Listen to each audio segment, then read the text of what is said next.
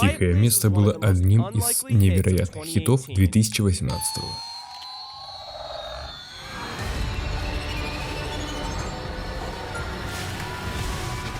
Из хоррора бюджета в $17 миллионов собрали 332 миллиона в мировом прокате.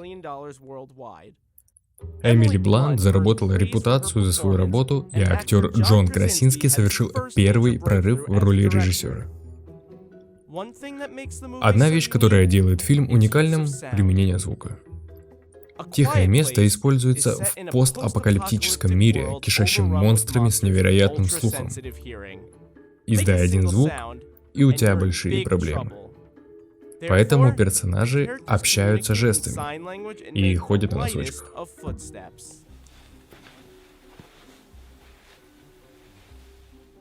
В то время как в фильме катастрофически не хватает звука, это не означает, что совсем там его нет. Брэндон Джонс, Итан Ван Дер Рин и Эрик Адель ответственны за многое, что вы слышите в фильме.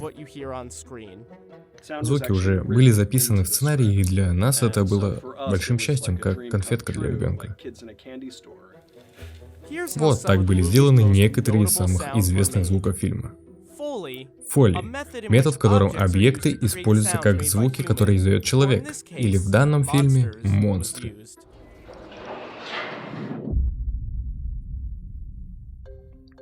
Сцена фоли записывается в супер тихой среде, где мы можем поставить изображение на экран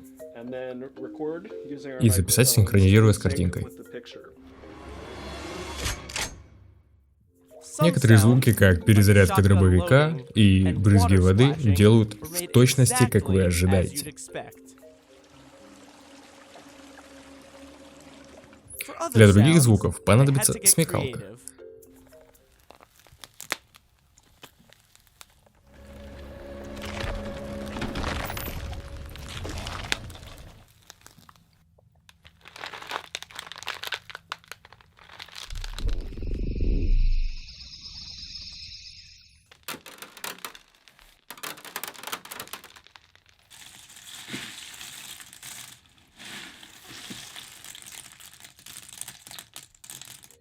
Самый необычный звук — это звук эхолокации, который показывает, как монстры ориентируются без зрения.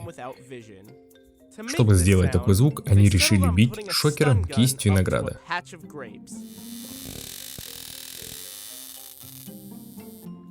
Затем они управляют звуком при редактировании. Весь концепт этих существ у них подобие электромагнитного компонента, так что использование чего-то электрического как источник голоса — это имеет какой-то смысл. Вот запись нашего шокера. Мы можем взять и замедлить, и услышим отдельные электрические щелчки.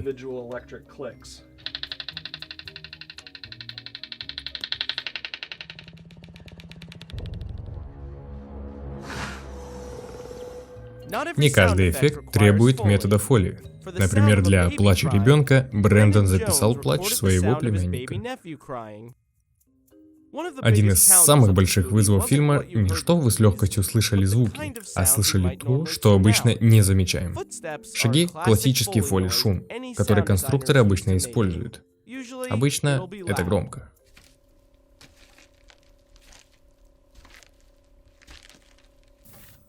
Но тихому месту надо учитывать, что персонажи часто ходят босиком.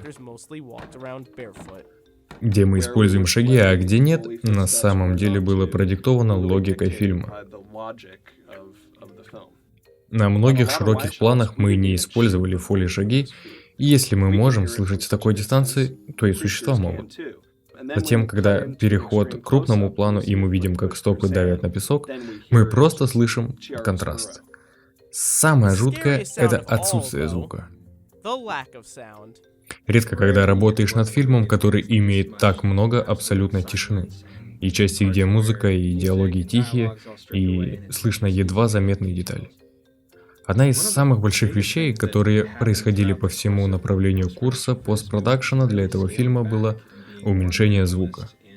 И в звуках существ стать минималистичными, потому что наш первый проход звучал на всю сцену. И пришлось уменьшать, но использовали подход «меньше значит больше».